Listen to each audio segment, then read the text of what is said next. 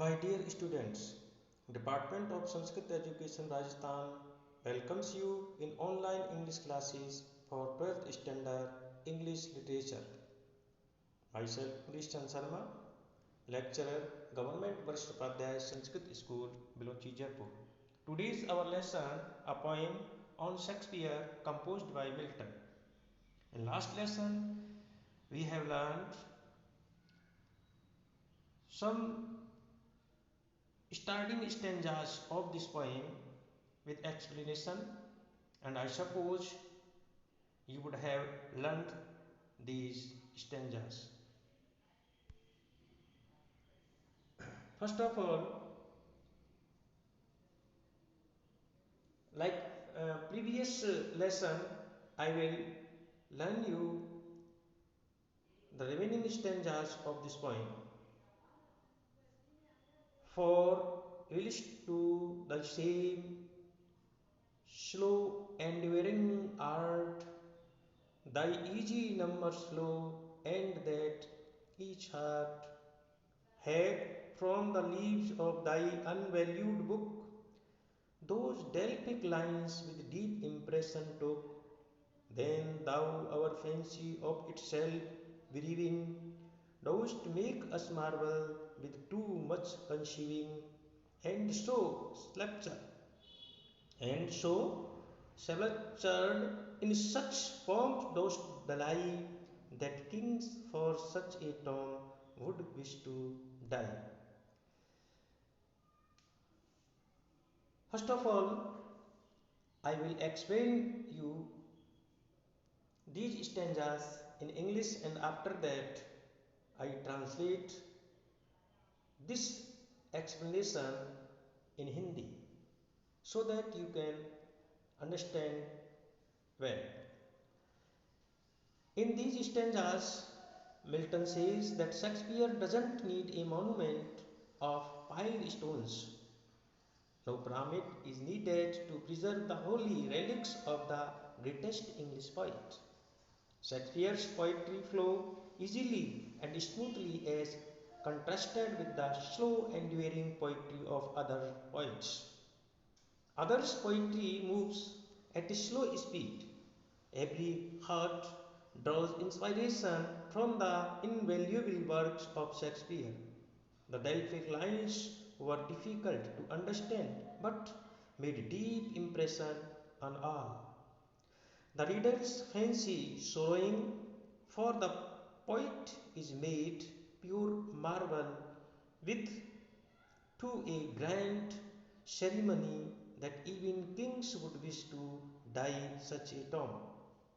Hence, Shakespeare needs no monument. My dear student, now listen this explanation in Hindi.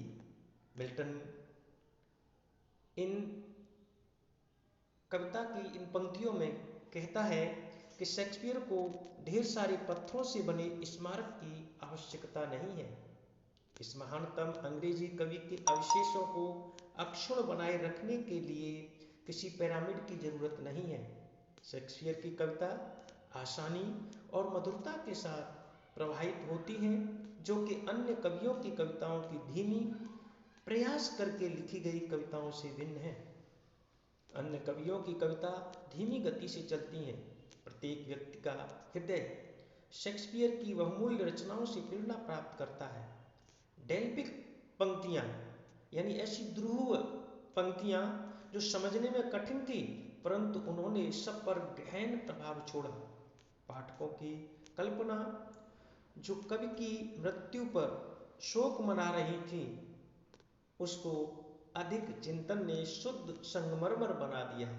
यानी यहाँ पर कहने का मतलब ये है कि जो कवि की जो कविताएं हैं, जिनको पाठकों ने पढ़ा है और पाठकों ने फिर उन कविताओं के माध्यम से जो कल्पना की है, तो उसकी मृत्यु के बाद जब उन पर चिंतन किया है, उन कविताओं की पंक्तियों के ऊपर, तो उन्होंने ही एक संगमरमर जैसे शुद्ध रूप में उन्हें रूपांतरित कर दिया है। शेक्सपियर को इतनी शानदार परंपरा तथा उत्सव के साथ कब्र में दफनाया गया है कि बादशाह भी ऐसी कब्र की इच्छा करेंगे। अर्थात इन कविताओं के माध्यम से जो उसकी स्मृतियाँ अवशेष हैं और जिन्होंने संगमरमर रूपी कब्र का रूप लिया है, ऐसी अमर मृत्यु जो शेक्सपियर ने प्राप्त की है, उसे राजा भी इच्छा करते हैं कि उन्हें भी ऐसी कब्र नसीब हो। अतः शेक्सपियर को किसी प्रकार के पत्थर से बने स्मारक की आवश्यकता नहीं है, क्योंकि उनके द्वारा जो रचना की गई किताबें हैं, उनकी जो कृतियाँ हैं, वो कृतियाँ ही अमूल्य धरोहर के रूप में, अमूल्य संगमरमर की उन कब्रों के रूप में हैं, जो कि शेक्सपियर को हमेशा अमर बनाए रखती हैं और उसकी स्मृति को प्रत्येक साहित्य से संबंध रखने वाले प्रत्येक व्यक्ति के लिए हमेशा उनकी स्मृतियों में बनाए रखती हैं। अतः शेक्सपियर को किसी प्रकार की कोई स्मारक की आवश्यकता नहीं है। अब इस कविता के अंत में जाकर के हम इसके क्रिटिकल कमेंट्स देखते हैं कि Shakespeare's easy and smooth poetry inspired his contemporary and successor. अर्थात शेक्सपियर ने जिस प्रकार से कविताओं को एक सरल और एक प्रवाह के रूप में कविताओं को जो लिखा है उन्होंने, वो उनके समकालीन और उनके बाद में आने वाले कवियों को एक प्रेरणा दी है उन्होंने कविताओं के माध्यम से। The word Delphic means mysterious and unclear because more than one meaning is possible. Delphi was ancient Greek oracle. यहाँ पर जो डेल्फिक शब्द का प्रयोग, इसका मतलब है डीपली, गहराई से जिसे समझने की कोशिश की जाए तो भी वो समझ में ना आता। दुरूह ऐसी पंक्तियाँ उनकी कविताओं में हैं जो आसानी से समझ में नहीं आती, बड़ी रहस्यमयी हैं और अस्पष्ट हैं। और यहाँ पर जो डेल्फिक शब्द है, वो डेल्फिक शब्द का मीनिंग भी एक से अधिक है। डेल्फी शब्द यूनानी जो भविष्यवक्ता है उनके लिए भी प्रयोग में लाया जाता है।